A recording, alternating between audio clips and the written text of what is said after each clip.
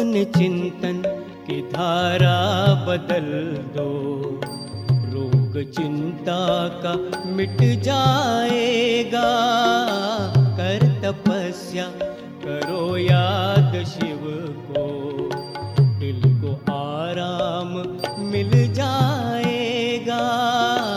अपने चिंतन की धारा बदल दो। रोग चिंता का मिट जाएगा। अपने चिंतन की धारा बदल दो।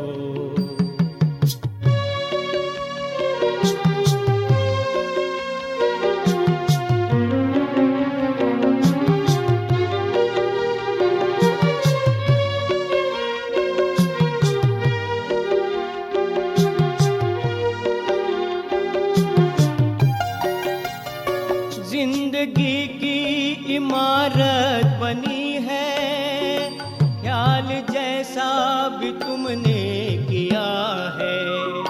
जिंदगी की इमारत बनी है, ख्याल जैसा भी तुमने किया है।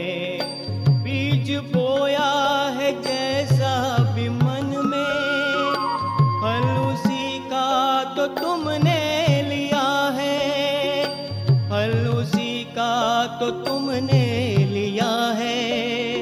स्नेह शुचिता के संकल्प लाओ, दर सुखों का वो खुल जाएगा। अपने चिंतन की धारा बदल दो। रोग चिंता का मिट जाएगा। अपने चिंतन की धारा बदल दो।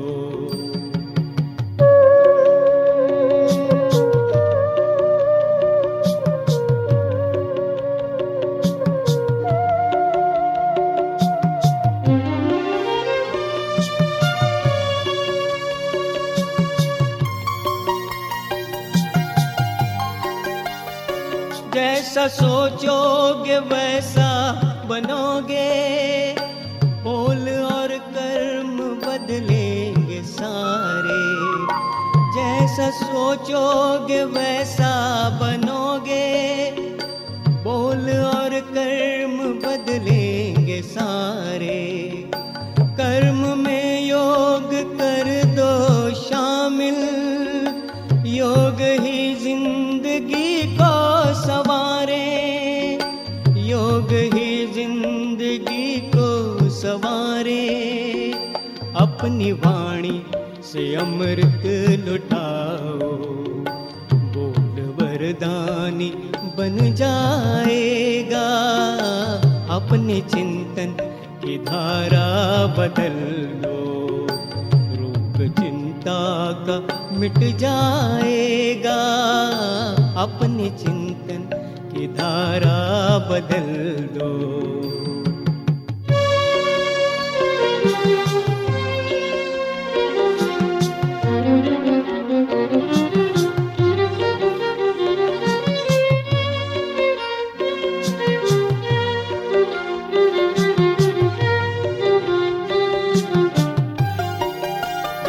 जिंदगी की भटकती ये नैया पार होगी तपस्या के बल से। जिंदगी की भटकती ये नैया पार होगी तपस्या के बल से। सब मुश्किलें पार कर दो अपनी रूहानी ताकत के बल से। अपनी रूहानी ताकत के बल से। शिव पिता ही है अपना सहारा, उनकी यादों में सुख पाएगा। अपने चिंतन की धारा बदल दो। रोग चिंता का मिट जाएगा। कर तपस्या करो याद शिव को, दिल को आराम मिल जाएगा। अपने चिंतन की धारा बदल दो।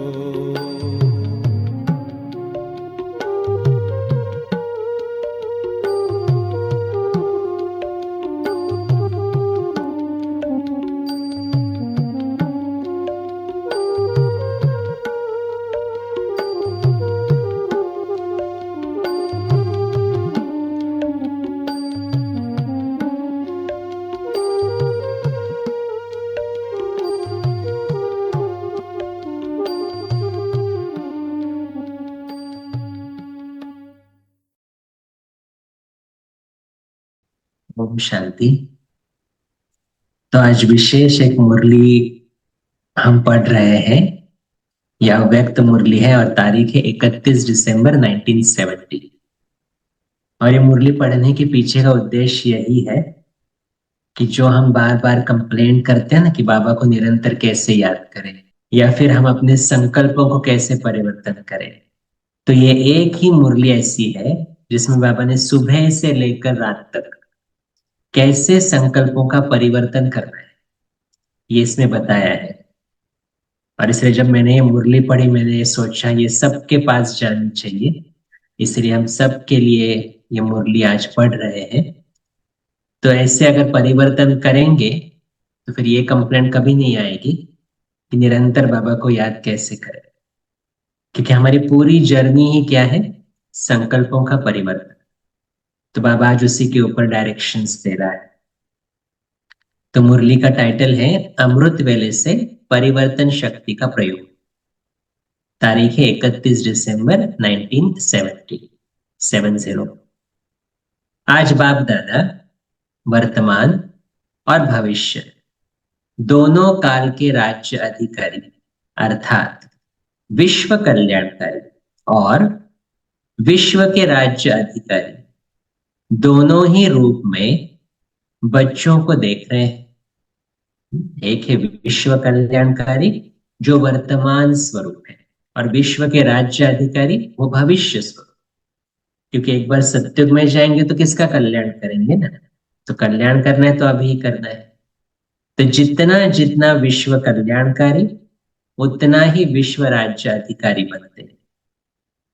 अभी हम कितना अपना तन मन धन समय श्वास संकल्प हम जितना सेवा में लगाते हैं, दूसरों के कल्याण अर्थ यूज करते हैं, बाबा कहते उतना ही भविष्य में विश्व राज्य अधिकारी। इन दोनों अधिकारों को प्राप्त करने के लिए विशेष स्व परिवर्तन की शक्ति चाहिए।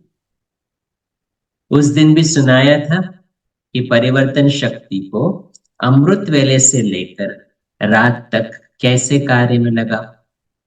तो अभी बाबा परिवर्तन बता रहा है। पहला परिवर्तन, आंख खुलते ही मैं शरीर नहीं आत्मा हूं। यह है आदि समय का आदि परिवर्तन।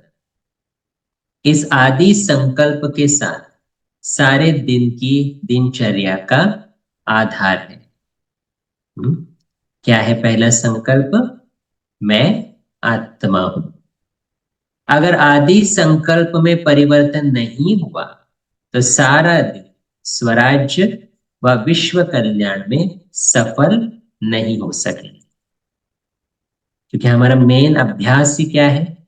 शरीर को भूलना, अपने ओरिजिनल स्थिति में स्थित रहना। तो यह अभ्यास होने का आधार मतलब फाउंडेशन ही आंख खुलते ही ये संकल्प, जैसे बाबा बहुत बार ये भी कहता है मुरली में, मैं अभी अभी परम धाम से अवतरित आत्मा, मैं शरीर नहीं मैं आत्मा हूं।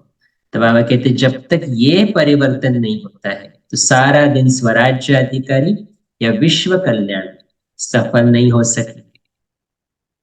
आदि समय से परिवर्तन शक्ति कार्य में लाओ। जैसे सृष्टि के आदि में ब्रह्म से देव आत्मा सतप्रधान आत्मा पार्ट में आएगी ब्रह्म तत्व से, ऐसे हर रोज अमृत वेला आदि काल है। इसीलिए इस आदि काल के समय उठते ही पहला संकल्प याद में ब्राह्मण आत्मा पधारे, बाप से मिलन मनाए। तो पहला संकल्प मैं शरीर नहीं मैं आत्मा हूं। दूसरा ब्राह्मण आत्मा पधारे बाप से मिलन मनाने के लिए। यही समर्थ संकल्प, श्रेष्ठ संकल्प, श्रेष्ठ बोल, श्रेष्ठ कर्म का आधार बन जाएगा। तो पहला परिवर्तन, मैं कौन, तो यही फाउंडेशन परिवर्तन शक्ति का आधार है। पहला फाउंडेशन क्या है? मैं कौन। मैं कौन? शरीर में अवतरित हुई आत्मा, ब्राह्मण आत्मा, बाप से मिलन मनाने वाली आत्मा। उससे परिवर्तन क्या होगा? श्रेष्ठ संकल्प, श्रेष्ठ बोल, श्रेष्ठ कर्म। इसके बाद दूसरा परिवर्तन, मैं किसका हूं?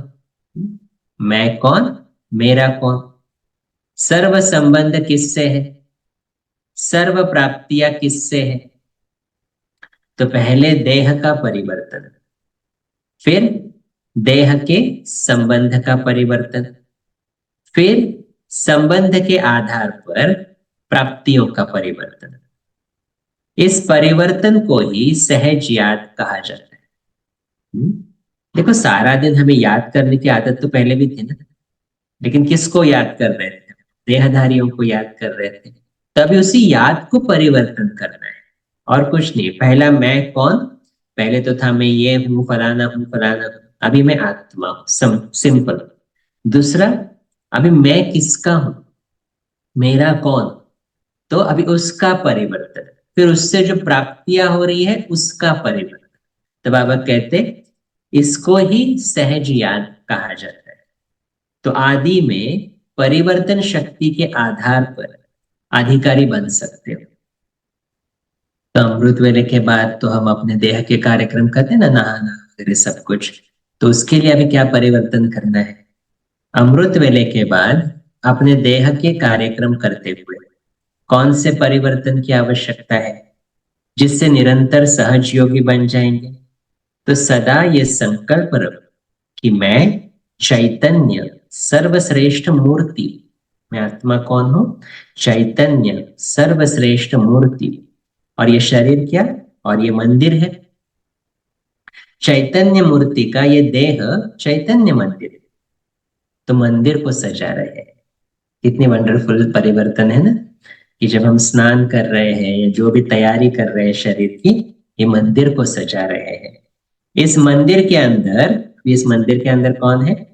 इस मंदिर के अंदर स्वयं बाप दादा की प्रिय मूर्ति विराजमान, जिस मूर्ति के गुणों की माला स्वयं बाप दादा सिमरन करते हैं, जिस मूर्ति की महिमा स्वयं बाप करते हैं, ऐसी विशेष मूर्ति का विशेष मंदिर। तो स्नान करते हुए क्या परिवर्तन करेंगे, या जो भी तैयारी कर रहे हैं, इस मंदिर को सजा रहे हैं जिसमें भगवान की प्रिय मूर्ति विराजमान है। जितनी मूर्ति वैल्यूएबल होती है, मूर्ति के आधार पर मंदिर की भी वैल्यू होती है। तो परिवर्तन क्या करना है? मेरा शरीर नहीं, लेकिन बाप दादा की वैल्यूएबल मूर्ति का मंदिर। मेरा शरीर नहीं, लेकिन बाप दादा की वैल्यूएबल मूर्ति का ये मंदिर है। स्वयं ही मूर्ति, स्वयं ही मंदिर का ट्रस्टी बन इस मंदिर को सजाते रहो। इस परिवर्तन संकल्प के आधार पर मेरापन अर्थात देह भान परिवर्तन हो जाएगा। इसके बाद अभी मुरली क्लास के लिए जाएंगे ना, इसके बाद अपना गॉडली स्टूडेंट रूप सदा स्मृति में रहे। इसमें विशेष परिवर्तन संकल्प कौन सा चाहिए? जिससे हर सेकंड की पढ़ाई, हर अमूल्य बोल की धारणा से हर सेकंड वर्तमान और भविष्य श्रेष्ठ प्रारब्ध बन जाए। तो इसमें सदा ये परिवर्तन संकल्प चाहिए कि मैं साधारण स्टूडेंट नहीं, साधारण पढ़ाई नहीं, लेकिन डायरेक्ट बाप रोज दूर देश से हमको पढ़ाने आते हैं। भगवान के वर्जन्स हमारी पढ़ाई है। कौन सा परिवर्तन है इसमें? कौन पढ़ा रहा है? मैं भी साधारण स्टूडेंट नहीं हूं और मुझे पढ़ाने वाला तो बिल्कुल भी साधारण नहीं है। इतनी दूर से आ रहा है, और भगवान जो कहता है वही हमारी पढ़ाई है। श्री श्री की श्रीमत हमारी पढ़ाई, जिस पढ़ाई का हर बोल पद्मों की कमाई जमा करने वाला है। अगर एक बोल भी धारण नहीं किया तो बोल मिस नहीं किया, लेकिन पद्मों की कमाई, अनेक जन्मों की श्रेष्ठ प्रारब्ध व श्रेष्ठ पद की प्राप्ति में कमी की। मुरली सुनते हुए लेट आए, मुरली सुनते हुए मन भटक रहा है, या वर्स्ट केस मुरली ही मिस कर दी। साधारण नहीं समझना है इसको। बहुत सारे ब्राह्मणात में अभी भी मुरली को लाइट लेते हैं। एक दिन नहीं किया तो क्या होता है? नहीं, बाबा वही कहते हैं, आप मुरली मिस नहीं करे, बाबा तो एक वर्ड के लिए करे। अगर एक भी बोल भगवान का मिस होता है तो पद्मों की कमाई मिस होती है और श्रेष्ठ पद के प्राप्ति में भी कमी हो जाती है। तो ऐसा परिवर्तन संकल्प भगवान बोल रहे हैं, हम सुन रहे हैं। मुरली सुनते हुए भगवान बोल रहे हैं, हम सुन रहे हैं। मेरे लिए बाप टीचर बनकर आए हैं, मैं स्पेशल लाडला स्टूडेंट हूं, इसलिए मेरे लिए आए हैं। कहां से आए हैं, कौन आए हैं और क्या पढ़ा रहे हैं? यही परिवर्तन श्रेष्ठ संकल्प रोज क्लास के समय धारण कर पढ़ाई करो। भगवान बोल रहे हैं, हम सुन रहे हैं। भगवान का मैं स्पेशल लाडला स्टूडेंट हूं, इसलिए मेरे लिए वो आए। साधारण क्लास में सुनाने वाले व्यक्ति को नहीं देखो, अंडरलाइन करना इसको, क्योंकि इसमें बहुत आत्माएं फंसती है। मुझे इसकी ही मुरली पसंद आती है, यही मुझे टीचर चाहिए, ये नहीं पढ़ेगा तो मुरली नहीं सुनेंगे। तो बाबा कहते नहीं, सुनाने वाले व्यक्ति को नहीं देखना है, कौन पढ़ा रहा है? भगवान पढ़ा रहा है। लेकिन बाबा कहते सुनाने वाले व्यक्ति को नहीं देखो, लेकिन बोलने वाले बोल किसके, उसको सामने देखो। व्यक्त में अव्यक्त बाप और निराकारी बाप को देखो। तो समझा क्या परिवर्तन करने? मुरली क्लास में क्या परिवर्तन करना है, समझ में आया? आगे चलो, मुरली क्लास खत्म हो गया, आगे चलो। पढ़ाई भी पढ़ ली, अभी क्या करना है? अभी सेवा का पार्ट है। कर्मयोग होता है सेंटर पर, या फिर कहीं और सेवाएं होती है। तो बाबा कहते हैं अभी सेवा का पार्ट आया। सेवा में किसी भी प्रकार की सेवा, चाहे प्रवृत्ति की, चाहे व्यवहार की, चाहे ईश्वरीय सेवा, प्रवृत्ति चाहे लौकिक संबंध हो, कर्म बंधन के आधार से संबंध हो, लेकिन प्रवृत्ति में सेवा करते परिवर्तन संकल्प यही करो, मर जीवा जन्म हुआ, अर्थात लौकिक कर्म बंधन समाप्त हुआ। कर्म बंधन समझकर नहीं चलो। घर में भी बहुत सारी आत्माओं की सेवा करनी पड़ती है, और स्पेशली वो आत्माएं रहती है जो ज्ञान में नहीं चल रही। तो ज्ञानी आत्माएं उसमें बहुत सारी अपसेट हो जाती है, मेरा ही कर्म बंधन ऐसा क्यों? तो कहते ऐसे सोचो ही नहीं, कर्म बंधन है। कर्म बंधन सोचने और कहने से ही बंध जाता। सेवा कर रहा हूं मैं, सेवा कर रहा हूं, तो इसलिए बाबा कहते ये परिवर्तन करो। बाबा कहता लेकिन ये लौकिक कर्म बंधन का संबंध अब मर जीवे जन्म के कारण श्रीमत के आधार पर सेवा के संबंध का आधार। घर में क्यों है हम सभी? सेवा के लिए। जो भी आत्माएं हैं, चाहे मुझे बहुत परेशान भी कर रही है, मैं उनकी सेवा के भी निमित्त। तो कर्म बंधन नहीं, सेवा का संबंध है।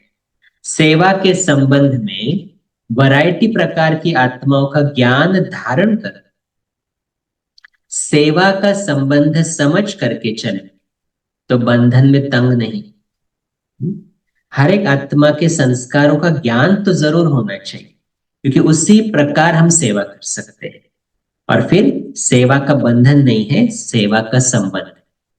तो चाहे हम लौकिक में ये कर रहे हैं या इवन सेंटर्स पर अलौकिक में भी, क्योंकि वहां पर भी तो अलग अलग संस्कार की आत्माएं आती है, तो वो ज्ञान होना जरूरी है। लेकिन अंदर में क्या सोचना है उस आत्मा के प्रति? हम इसकी सेवा के लिए है। बाबा कहते तो बंधन में तंग नहीं, लेकिन अति पाप आत्मा, अति अपकारी आत्मा, बगुले के ऊपर भी नफरत नहीं, घृणा नहीं, निरादर नहीं, लेकिन विश्व कल्याणकारी स्थिति में स्थित हो, रहम दिल बन तरस की भावना रखते हुए सेवा का संबंध समझकर सेवा करें, और जितने ही होपलेस केस की सेवा करेंगे तो उतने ही प्राइज के अधिकारी बनेंगे।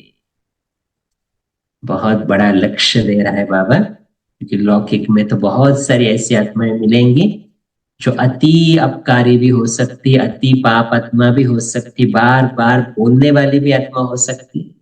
लेकिन मेरा लक्ष्य क्या होना चाहिए? मुझे उसके प्रति नफरत नहीं, घृणा नहीं, मैं हूं विश्व कल्याणकारी मास्टर रहम दिल आत्मा।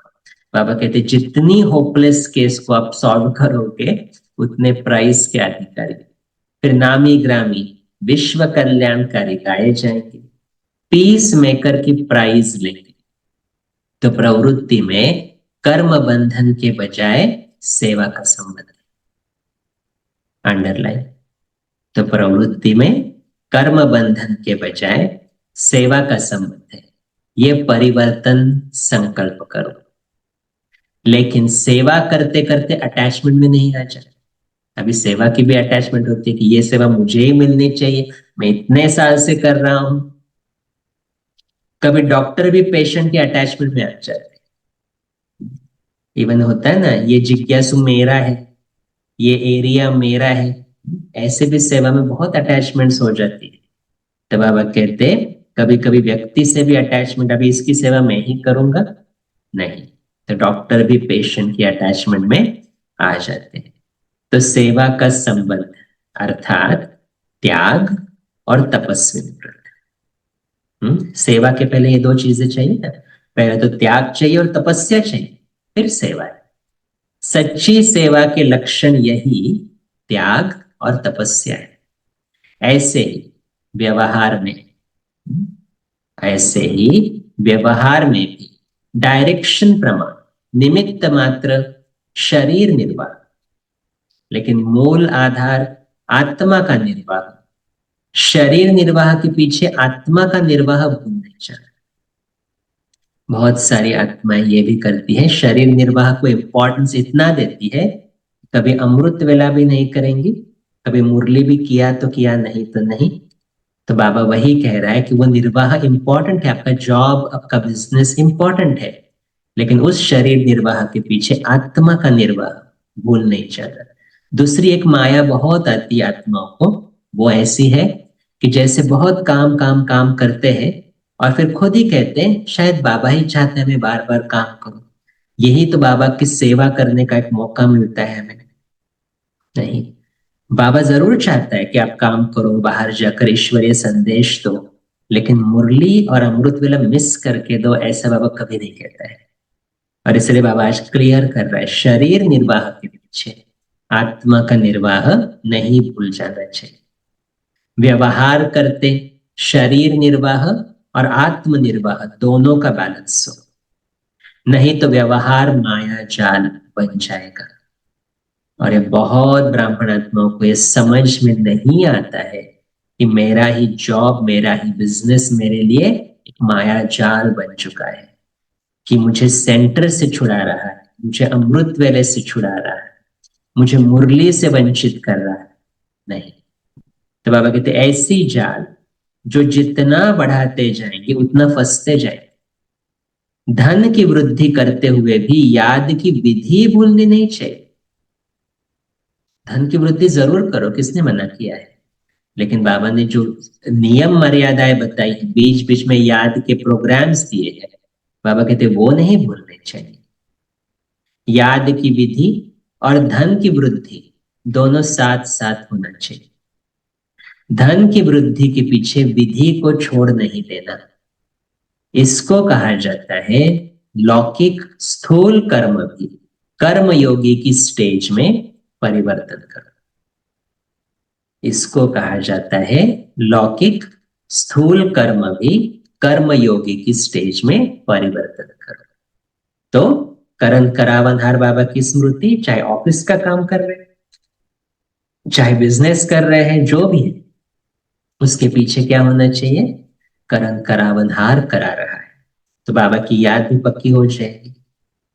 सिर्फ कर्म करने वाले नहीं, लेकिन कर्म योगी। कर्म अर्थात व्यवहार, योग अर्थात परमार्थ, परमार्थ अर्थात परम पिता की सेवा अर्थ कर, परम पिता की सेवा अर्थ कर रहे हैं, तो व्यवहार और परमार्थ दोनों साथ साथ रहे। इसको कहा जाता है श्रीमत पर चलने वाले कर्मयोगी। व्यवहार के समय परिवर्तन क्या करना है? मैं सिर्फ व्यवहारी नहीं, लेकिन व्यवहारी और परमार्थी, अर्थात जो कर रहा हूं वो ईश्वरीय सेवा अर्थ कर रहा हूं। जो भी धन कमा रहा हूं, ईश्वरीय सेवा के लिए कमा रहा हूं। जिन भी आत्माओं से मिल रहा हूं, ईश्वरीय संदेश देने के लिए मिल। तो बाबा कहते ये परिवर्तन होना चाहिए आपकी जॉब में, आपके बिजनेस में, जो भी आप करते हो व्यवहार। तो बाबा कहते तो ईश्वरीय सेवा अर्थ कर रहा, तो व्यवहारी और परमार्थी कंबाइंड। इवन सब्जी भी ले रहे हैं, कितना समय लगता है उस आत्मा को एक दृष्टि देने के लिए कि ये पवित्र स्वरूप आत्मा है, ये भगवान का बच्चा है। उसी से तो वाइब्रेशंस बदलेंगे ना। तो ये सिंपल सिंपल संकल्प है जो हमारे जीवन को परिवर्तन करेंगे, जो हमें सहज योगी बना देंगे। तो यही तो सब कुछ बाबा बता रहे हैं इस मुरली में। तो बाबा कहते हैं ये परिवर्तन संकल्प सदा स्मृति में रहे, व्यवहारी और परमार्थी कंबाइन। ये परिवर्तन संकल्प सदा स्मृति में रहे, तो मन और तन डबल कमाई करते रहे। स्थूल धन भी आता रहेगा और मन से अविनाशी धन भी जमा होता रहेगा। एक ही तन द्वारा एक ही समय मन और धन की डबल कमाई होती रहेगी। तो सदा ये याद रहे कि डबल कमाई करने वाला इस ईश्वरीय सेवा में सदा निमित्त मात्र का मंत्र व करणहार की स्मृति का संकल्प सदा याद रहे। मैं निमित्त हूं और करणहार, करा कौन करा रहा है? करावनहार भूले, शिव बाबा करावनहार है जो करा रहा है। तो सेवा में सदा निर्माण ही निर्माण करते रहेंगे। तो मैं निमित्त हूं तो निर्माण हो जाऊंगा, तो सेवा में क्रिएट, निर्माण ही निर्माण करते रहे। अच्छा, अमृत वेला हुई, शरीर की साफ सफाई हुई, फिर सेवा हुई, चाहे लौकिक में है या अलौकिक है, फिर व्यवहार भी हुआ, और आगे चल अनेक प्रकार के व्यक्ति और वैभव, अनेक प्रकार की वस्तुओं से संपर्क करते हो। इसमें भी सदा व्यक्ति में व्यक्त भाव के बजाय आत्मिक भाव धारण कर। जॉब के बाहर भी तो बहुत सारे लोगों से मिलते हैं ना हम लोग, इवन सिंपल लाइक ओला कैब ड्राइवर है और कोई है, वो भी कौन है? तो बाबा कहते उसमें भी कौन सा भाव? आत्मिक भाव। और वस्तु में क्या करना फिर? वस्तुओं व वैभवों में अनासक्त भाव धारण। तो वैभव और वस्तु अनासक्त के आगे दासी के रूप में होंगी, और आसक्त भाव वाले के आगे चुंबक की तरह फंसाने वाले। वस्तु यूज नहीं करना है बाबा कभी नहीं कहता है, लेकिन कैसे यूज करना? अनासक्त भाव से। आसक्ति होगी तो शक्ति गायब हो जाए और फिर वो जाल बनता जाएगा, वो वस्तु में फंसते जाए। जो छुड़ाना चाहो तो भी छूट नहीं सकते। इसलिए व्यक्ति और वैभव में आत्म भाव और अनासक्त भाव का परिवर्तन करो। और आगे चलो, कोई भी पुरानी दुनिया के आकर्षणमय दृश्य, अल्पकाल के सुख के साधन यूज करते हो व देखते हो, तो उन साधनों व दृश्य को देख कहां कहां साधना को भूल साधन में आ जाते। हमारे सेंटर के लिए ये जरूरी है, हमें योग करने के लिए इसकी जरूरत है, फिर ये म्यूजिक चाहिए, बहुत सारी चीजें ऐसी, तो साधनों के वशीभूत हो जाते।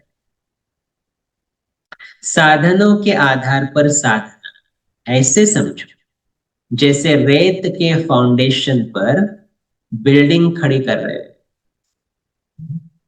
योग करना है, ज्ञान सुनना है, जो भी है, लेकिन उसके लिए ये चीजें बहुत जरूरी है। कहीं और देखी है ना इसी, लेकिन उसके बिना भी काम हो सकता है, ये हम भूल जाते हैं। तो जैसे क्या हो रहा है, वेद के फाउंडेशन पर बिल्डिंग खड़ी कर रहे हैं, तो उसका क्या हाल होगा, बार बार हलचल में डगमग होंगे, गिरा कि गिरा, यही हालत होगी। इसलिए यही परिवर्तन करो कि साधन विनाशी और साधना अविनाशी। विनाशी साधन के आधार पर अविनाशी साधना नहीं हो सकती। साधन निमित्त मात्र है।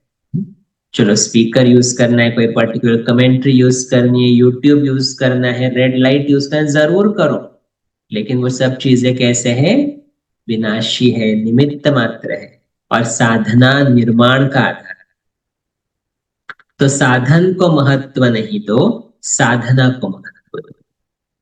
तो सदा ये समझो, मैं सिद्धि स्वरूप न कि साधन स्वरूप, मैं सिद्धि स्वरूप हूं, I am a successful soul, न कि साधन स्वरूप।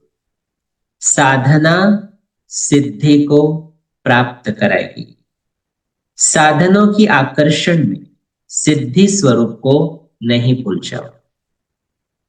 साधनों की आकर्षण में सिद्धि स्वरूप को नहीं भूल जाओ, कि अगर ये चीज नहीं तो ये काम हो ही नहीं सकता है। बाबा कहते ऐसे संकल्प नहीं करो। हर लौकिक चीज को देख, लौकिक बातों को सुन, लौकिक दृश्य को देख, लौकिक को अलौकिक में परिवर्तन करो, अर्थात ज्ञान स्वरूप हो, हर बात से ज्ञान, हर चीज में कुछ न कुछ ज्ञान की बातें। बाबा कहते हैं उसको उठाने का अभ्यास करो, इसमें से मैं क्या, कौन सी ज्ञान की बात ले सकता हूं। तो बाबा कहते हर लौकिक को अलौकिक में परिवर्तन करो, अर्थात ज्ञान स्वरूप को, हर बात को ज्ञान से उठाओ, बात में नहीं जाओ, ज्ञान में जाओ। तो समझा क्या परिवर्तन करना है। कितनी भी आत्माओं से मिल रहे, पहले तो आत्मिक भाव, वस्तुओं में अनासक्त भाव, साधनों के लिए मैं सिद्धि स्वरूप आत्मा हूं, साधन विनाशी लेकिन साधना अविनाशी। तो मेरी साधना, मेरा योग, मेरी तपस्या इन बाहर की वस्तुओं पर डिपेंडेंट नहीं। अच्छा, और आगे चलो, अभी बाकी क्या रह गए, अभी सोना रह गया। तो सोना अर्थात सोने की दुनिया में सोना, सोने को भी परिवर्तन करो, बेड पर नहीं सो, लेकिन कहां सोएंगे, बाप के याद की गोदी में सोएंगे। कितना वंडरफुल परिवर्तन है, बाप के याद की गोदी में सोएंगे। फरिश्तों की दुनिया में सैर करो। तो स्वप्न भी परिवर्तन करो और सोना भी परिवर्तन करो। बाबा की गोद में सोएंगे तो स्वप्न भी कैसे आएंगे, जैसे फरिश्तों की दुनिया में सैर कर रहे हैं। तो आदि से अंत तक परिवर्तन करो। तो समझा कैसे परिवर्तन शक्ति यूज करो। हमारी पूरी जर्नी ही क्या है, अपने आप को परिवर्तन करना, लेकिन क्या परिवर्तन करना ये तो मालूम होना चाहिए ना। तो अमृत वेले का पहला परिवर्तन क्या है, मैं आत्मा हूं, शरीर नहीं। मैं ब्राह्मण आत्मा अवतरित हुई हूं बाप से मिलन मनाने के लिए, ये पहला परिवर्तन। शरीर की साफ सफाई, तो ये मंदिर को मैं स्वच्छ कर रहा हूं जिसमें भगवान की प्रिय मूर्ति विराजमान है। तो बाबा कहते ये परिवर्तन करो। फिर मुरली क्लास में क्या परिवर्तन होगा, मैं बहुत स्पेशल, भगवान का स्पेशल लाडला स्टूडेंट, और भगवान मुझे पढ़ाने के लिए आते हैं। ना ही ये पढ़ाई साधारण है, ना पढ़ाने वाला साधारण। तो ये परिवर्तन करो। फिर कोई भी लौकिक सेवा करते हो किसी व्यक्ति की, तो कभी ये नहीं सोचो ये कर्म बंधन है। कर्म बंधन कहते कहते ही बंधन में फंस जाते हैं, लेकिन मैं क्यों हूं वहां पर, मैं सेवा के लिए वहां पर। फिर व्यवहार में जाते हो, जॉब करते हो, तो भी कौन सा परिवर्तन है वहां पर, व्यवहार और परमार्थ दोनों का बैलेंस। जो भी मैं कर रहा हूं ईश्वरीय सेवा के लिए कर रहा हूं, तो धन की वृद्धि जरूर करें, लेकिन धन की वृद्धि करते करते विधि को नहीं, और विधि को नहीं भूले माना पहली विधि है आत्मा की उन्नति, वो नहीं भूले। फिर उसके साथ साथ हम बाहर के लोगों से मिलते हैं, वस्तुओं को यूज करते हैं, आत्मिक भाव धारण करो। उसके साथ साथ अनासक्त भाव वस्तुओं में, साधनों के पीछे साधना को नहीं भूले। तो ये परिवर्तन बाबा कहते बार बार करते जाओ, तो फिर सहज योगी बन जाएंगे, सहज याद हो जाएंगे। तो इसलिए बाबा कहते इस नए वर्ष 31 दिसंबर की है ना मुरली, तो ये इस नए वर्ष की सौगात परिवर्तन शक्ति की सौगात है। स्व परिवर्तन और विश्व परिवर्तन, इसी गिफ्ट की लिफ्ट से विश्व के परिवर्तन का समय समीप लाएंगे। नए साल की मुबारक तो सब देते हैं, लेकिन बाप दादा नए वर्ष में सदा तीव्र पुरुषार्थी बनने की नवीनता की इन एडवांस मुबारक दे रहे।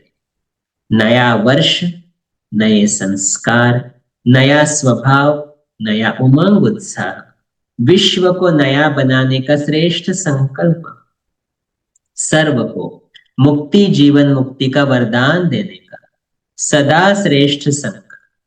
ऐसे नवीनता की मुबारक हो, बधाई हो। पुराने संस्कारों, पुरानी चाल, पुरानी ढाल, पुराने की विदाई की बधाई हो। अच्छा, तो परिवर्तन करेंगे आज से सभी। संकल्पों का परिवर्तन सृष्टि का परिवर्तन भी करेगा। ऐसे हर कर्म में परिवर्तन शक्ति द्वारा स्व परिवर्तन और विश्व परिवर्तन करने वाला, हर सेकंड, हर संकल्प, हर कर्म नया अर्थात गोल्डन एज करने वाला, श्रेष्ठ अर्थात सतप्रधान करने, नए वर्ष में स्व में और विश्व में नया चमत्कार दिखाने, जो अब तक असंभव समझ रहे स्व के प्रति व विश्व के प्रति, उस असंभव को सहज संभव करने। बाबा ने ये भी कहा ना, होपलेस को जितना हैंडल करोगे उतना ज्यादा प्राइज मिलेगा, तो असंभव को भी सहज संभव करने वाला, ऐसे सदा सफलता मूर्त श्रेष्ठ सिद्धि स्वरूप आत्माओं को बाप दादा का याद प्यार और नमस्ते। और हम रूहानी बच्चों की रूहानी बाप दादा को याद प्यार, गुड मॉर्निंग और नमस्ते। वाह बाबा वाह, शुक्रिया बाबा शुक्रिया। तो ये है परिवर्तन शक्ति का कमाल। संकल्पों का बहुत सिंपल सिंपल परिवर्तन सारे दिन में बाबा ने बताया। जितना करते जाएंगे उतनी जीवन परिवर्तन तो सृष्टि परिवर्तन। अच्छा, ओम शांति।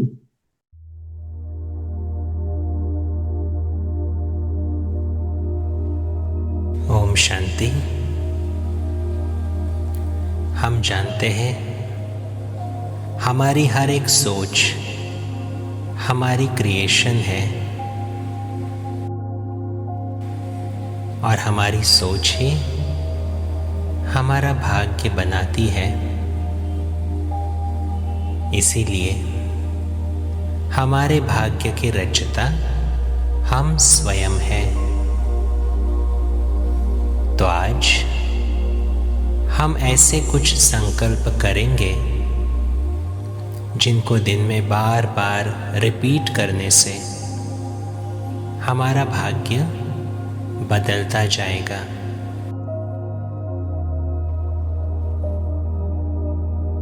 तो सभी रिलैक्स्ड होकर बैठे, अपने शरीर को कंफर्टेबल करें।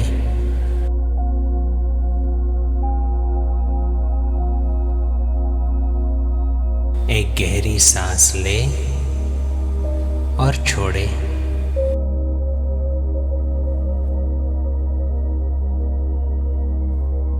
और एक बार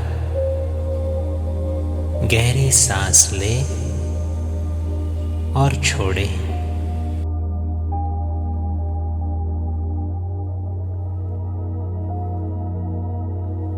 संकल्प करें, मैं शक्तिशाली आत्मा हूं।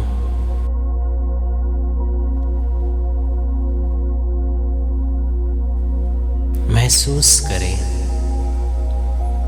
मेरे अंदर शक्ति जागृत हो रही है।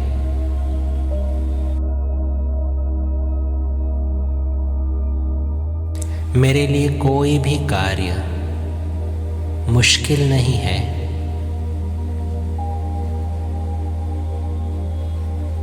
मैं आज जो भी कर्म करूंगा उसमें मेरी सफलता निश्चित है।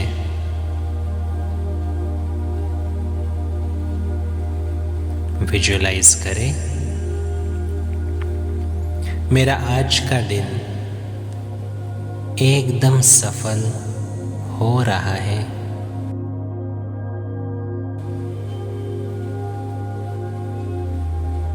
मेरा हर एक काम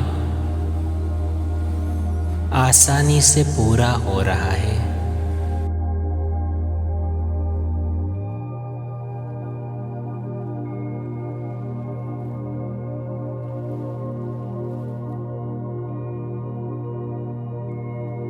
मैं बहुत खुश हूं। खुशी मेरी अपनी क्रिएशन है।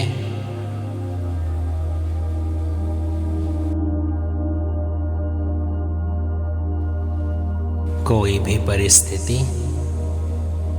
कोई भी व्यक्ति मेरी खुशी को छीन नहीं सकता।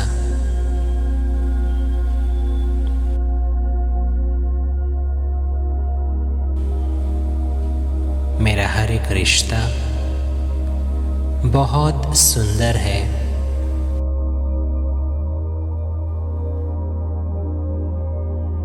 मैं प्रेम स्वरूप आत्मा हूं।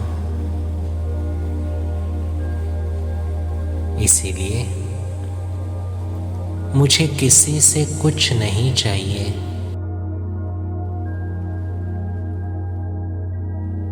मैं तो हर रिश्ते में सिर्फ निस्वार्थ स्नेह देता हूं।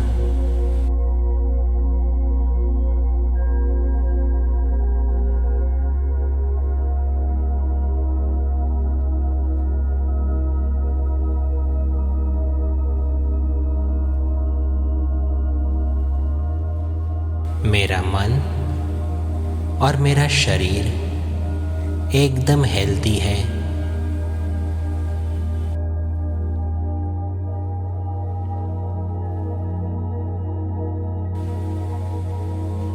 स्वयं भगवान मेरा साथी है।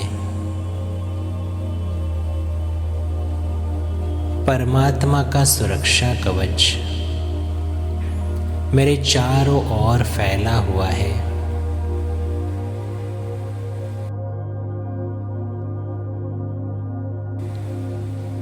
इसीलिए मुझे कोई डर नहीं।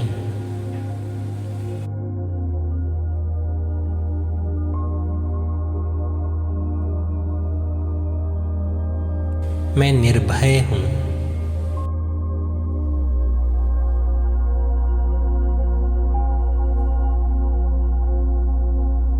बाहर के वायुमंडल से मैं एकदम सुरक्षित हूं।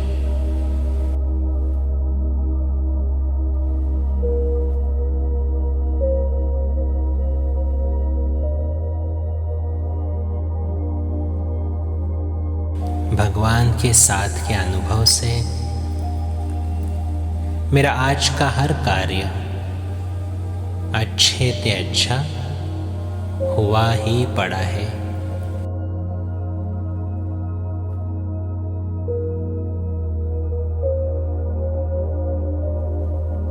मैं आज ईश्वर का मेरे जीवन में आने वाली हर एक व्यक्ति का, इस प्रकृति का दिल से धन्यवाद करता हूं।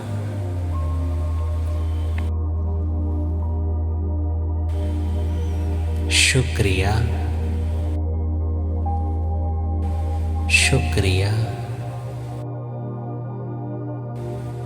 शुक्रिया।